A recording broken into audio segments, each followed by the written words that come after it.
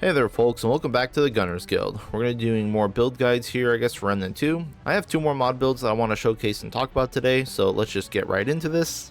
So, kind of a big duh here. If we're going to be doing mod builds, we kind of have to talk about Anguish, and I shouldn't have to tell you how batshit insane this mod is when set up properly. I think Anguish is probably top 3 DPS in the game, depending on the boss of course, because weak spot bosses favor range damage, and armored bosses crap all over explosives. But Anguish is hands down the best mod build in the game, I feel, and so we're going to try and quickly explain why and kind of how to set it up. Starting with the archetypes, we're going to be running the explosive standard attire, Archon and Summoner. I explained in the mod swap video why, but basically any mod build has to use Archon because of the prime and damage perks, and explosive mods almost always have to go Summoner for 70% increased damage just off the damage perk, and that's it. It's the only reason why to use Summoner. Chaos Gate is great to ramp up our damage too from Archon, but don't feel like you have to wait for that on boss rush, just go ham. Regarding Anguish itself, this mod has a few unique properties. First is that it is a mod, but uses weapons fire rate, so it's kind of like a weapon overwrite mod. And because of this, we can scale ranged fire rate to increase the fire rate of this mod. So things like Bullet Weaver, Haste, and Gunslinger Charm are hugely effective and probably going to be your biggest DPS boosts you can do for this mod because fire rate is straight up a multiplicative damage modifier. 100% increased fire rate is double damage, but 100% increased damage is going to be like 45% total damage increase. Math. Anyway, the other part about this is that it's a duration mod, and since the recent patch, we now have a different way to regen mod power for duration mods. Typically before, you'd just be running Leaking Gemstone to generate mod power through duration mods, but now passive mod regeneration has full effectiveness through the duration of a mod. So let's say you have 30 mod power regen per second from Archon Prime, you can effectively get 300 mod power over those 10 seconds on mod use. And then we have Insight for 10 more mod power per second, so that's 40 mod power per second for the first 10 seconds, and 25 mod power per second after that. So basically all you have to do is make sure that your mod regeneration can regenerate the cost of the mod through the duration of the mod. Simple division. This is easy enough to do since spirit and mod generation items do work on passive regen, so you can easily calculate and test the amount of mod regen per second you need to sustain a duration of a mod without the use of Leaking Gemstone. For our Anguish with Chakra, we can sustain Loathe the Weak with Archon Prime, Insight, and Spirit just fine. You don't need any other trinkets. The last point about Anguish's mod, Loathe the Weak, is the damage scaling. Loathe the Weak scales damage directly based upon the missing HP of the enemy that it's hitting. So if a boss has 50% HP, you're going to do 50% more damage, all the way down to 99% damage at 1% health.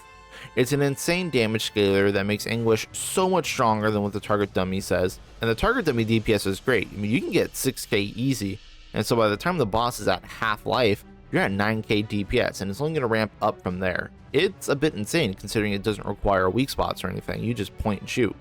Anyway, enough about Anguish's mod, let's continue on with the rest of the build.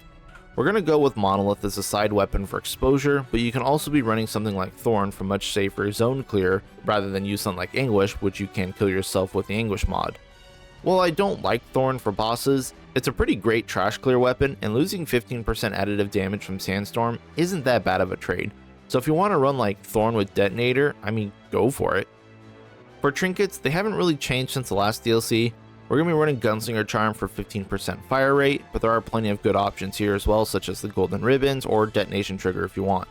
The rings are going to be Burden of the Gambler, strictly for crit damage, Probability Cord for crit damage, Blasting Cap Ring, just for more added damage, and Infinite Damage Ring for more fire rate.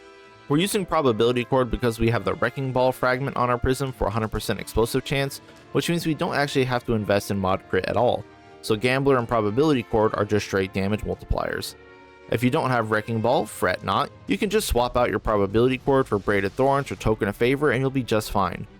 Other legendary fragments you can consider are Jack of All Trades, Power Fantasy, or even Hyperactive for more fire rate. Power Fantasy is about as good as Wrecking Ball. You're either going to be at 100% crit with like 105% bonus damage, or 80% crit with like 135% bonus damage. I tested them both at the range, and they're basically the same DPS, so I'm going with Wrecking Ball for consistency. If you don't have Wrecking Ball, you'll want to change your prism a bit, but here on mine, I have Gunslinger, Mage, Sapper, and Longevity as fusion mods, with 2 crit damage fragments, fire rate, and mod damage as my last fragment. Without Wrecking Ball, you can swap out Longevity for Wizard for some mod crit, or you can run Meta on here for, crit and weak spot damage, but, just use it as your crit, and then just change around your lone fragments. You'll still reach about 50% crit without Power Fantasy, which is fine, and don't be afraid to sacrifice some damage for more bulk if you want to use something like Hulk instead, or Tank, like those fusions are great as well. Mage isn't actually doing a whole lot for us, same for longevity. As for the traits, we have my standard go-to with Vigor, Bark Skin, Siphoner, and Fortify for defense layering, and Insight, Spirit, and Chakra for mod sustain. Kinship is there so we don't kill ourselves accidentally with Anguish, because it certainly will happen, and I use 10 points to get potency for consumable duration, so I can hold on to light extract and jet fuel for longer boss fights, but you can easily get much more defenses by replacing that with strong back and slapping on some more armor to increase your damage reduction. Now with this setup, we're running medium weight and I'm only about 40% damage reduction, so it's pretty squishy, but it still holds up just fine on Apocalypse. But there is still plenty of room to change this build around to accommodate for more bulk.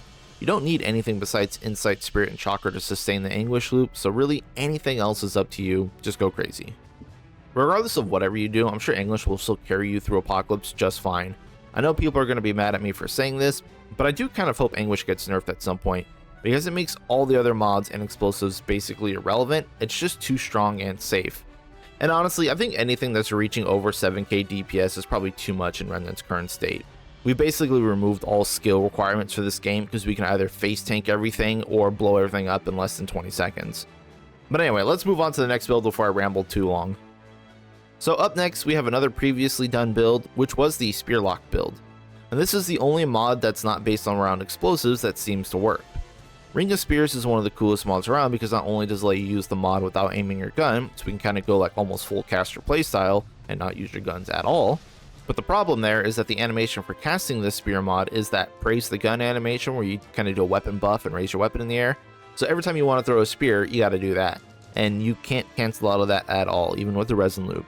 So in order to keep your DPS up, you're going to have to just sit there and be stuck in that animation, constantly raising your hands above your head, hence the name Spearlock, because you're stuck in the spear throw animation. Negatives aside, this build still performs extremely well, even on like, the 19 boss rush gauntlet, thanks to its excellent AoE, permanent uptime, solid damage, and amazing bulk. Because at the end of the day, this is effectively a tank build, so we have to be able to absorb damage while we cast our spears, because we can't really dodge much anyway. So let's get into the gearing for this build. We're going with Archon and Challenger archetypes for this build. Both will provide us very useful tools with sustaining Spearlock. Archon, of course, for the damage mod, as well as the prime perk for mod generation, so that we can maintain our Ring of Spears. Chaos Gate, again, is also a great skill for damage and lasts a long time. Don't worry about the penalties, it's not a big deal. Challenger also gets us some damage at close range, but mainly we're going to be using this for the Juggernaut skill, which grants us stagger resistance, which is amazing, we absolutely need that, and 50% melee damage. Ring of Spears is classified as a melee mod, so it does benefit from melee damage, so this is a great boost to our DPS and our survivability. Our guns largely don't matter. You only need one basic gun to run Ring of Spears mod, and you're not going to fire that thing ever. Your second gun should either be Nebula or Monolith, just for some extra damage. I prefer Nebula because it tracks smaller enemies better, and it doesn't have to like fire and switch modes like Monolith. You just press mod and go. So for our long gun, we're going to be using that with Ring of Spears and the Failsafe Mutator, just because it's the only mutator that provides 25% mod damage, so more damage. We actually don't care about the chance to not consume charges at all, because we have permanent uptime anyway. Our melee weapon is going to be the Wrathbringer with the Guts Mutator, and this is important. Remember that Ring of Spears is melee, so Wrathbringer's Awakened effect that gives you 50% melee damage is a player buff, not a weapon buff, so it does boost your Ring of Spears damage. Guts Mutator there also gives you 25% chance to crit for a Ring of Spears mod because it is a melee. But of course you can also go with something like Resentment for 35% melee damage, or Shielded Strikes for a bunch of extra bulk. Because yeah, Ring of Spears will proc shield strikes and keep your shields up, which is awesome. Moving on to the trinkets, the Jester's Bell will give you a lot of cast speed, and you can never have too much cast speed. It's basically your DPS on this build, and we're going to be throwing these spears out as much as we can, so we're going to want to be quick. The extra damage it grants is nice too. Kinetic Cycle Stone, of course, for more cast speed. You want every single piece of cast speed you can get. Atonement Fold is required so we can sustain our Wrathbringer charges, and also makes us count as having gray HP for the Guts Mutator, so it's kind of a 2-for-1 there. We need to use Probability Chord as well because we do have a 100% chance to crit with the Ring of Spears mod, thanks to being able to scale both melee crit as well as mod crit. So Probability Chord is just a 20% multiplicative modifier. And the last ring slot is going to be up to you. I have Haymaker for 18% melee damage since we have 90 encumbrance due to using full Letos, but you can also run Rerouting Cable, which when paired with Shielded Strikes makes you have almost a full shield bar at your disposal, which is excellent. You can also go with Painless Obsidian Band for Bulwark and Haste, or even Heavy Metal Band for 3 stacks of Bulwark. If you want to go tankier, it's there. Losing 18% damage is not the end of the world. For the Prism, I'm running Gigantic Legendary Fragment, but you can run any number of other options. Steel Plating for 100 armor is also excellent because we do need that bulk. And Movable for Stagger Immunity is amazing because we honestly are going to get locked into our animation, so getting Stagger Immunity is big. Jack of all trades for all damage, always good. Hyperactive for much more haste, which is more cast speed, also very good. Whatever you want, it should work out just fine. There's a lot of things you could do here. I'm using Gigantic because 50 HP is a huge boost to our EHP pool, which also, if you decide to run shields, indirectly boosts those as well, because it's a percentage of your total HP. So with nearly 200 HP, a 30% shield is going to be like 60 damage absorb, which is excellent. And we're at like 70% damage reduction too, so with this huge life pool, we can face tank a lot of hits while leeching it back. As you can see, we're running full Letos, because why not? We really can't dodge anyways, you might as well just go big and beefy. And the 50 stamina is also very nice because we don't have to put the traits into endurance, and we can still dodge and use a lot of stamina for rerouting cable if we want to. So it's just there for kind of multi-purpose utility. For the fragments, we're going to have 2 cast speed fragments because we want every point of that. Melee and Mod Crit are the other fragments since they both work for Ring of Spears. And then for the fusions, we have Wizard for Mod Crit, Mage for Mod Gen and damage, Rogue for Melee Crit, and the evasion speed does help. And Meta for Weak Spot and Crit damage because we're going to be doing both of those because thankfully this is one of the few mods that can Weak Spot. You'll notice no longevity and only 1 point of chakra here, which despite that being kind of like my go-to for anything with mod sustain. Reason being is that this setup with Insight and Spirit is just to sustain Ring of Spears on the passive generation. And you actually don't want longer Ring of Spears if you can help it, because the more times you call back the spears, the more inconsistent they get. Like they start flying out from all sorts of random directions and angles, and it gets really hard to actually hit stuff the more you call them back.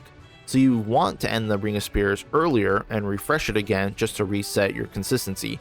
It works out to be much better for bosses. So with no investment into duration, besides like 1 point of chakra and just like our Insight and Spirit stuff, we can actually fully sustain our Nebula and our Ring of Spears just fine. So the lower duration isn't an issue. We already kind of touched on the traits, but for the most part, this is all my standard bulk, but also Amplitude here is rather important. Amplitude is going to increase our Ring of Spears AoE circle, and despite the spears extending out much further than the player, you still deal damage from point blank range all the way out to the tips of the spears, so you don't have to worry about enemies getting inside like a dead zone or whatever. Also, when you call back your spears, they do a small explosion on the callback and when they land on the player. So with Amplitude, you can actually increase this range for the explosion and let you get double hits on bosses and such if you're up close. So it's a really good DPS increase for Ring of Spears, and it's really good for clearing. And that's about it for Ring of Spears. Again, this is probably one of the only non-explosive mods worth their salt, for damage at least. And it's a very fun playstyle, being unique in that it's the only one that feels remotely like a spellcaster. And despite the issues with being an animation lock, we do remedy that by being much bulkier than previous builds, so we can face tank plenty of hits. This can easily get you through Apocalypse Boss Rush. Just make sure that you rebind your mod keys to mouse clicks so that effectively your shoot button is your mod button now. But anyway, yeah, highly recommended for sure. So that's going to be all for me. Thank you all for watching. Still got more videos on the way, kind of doing them every day, every other day, but yeah, bear with me. But yeah, good luck out there, hunters.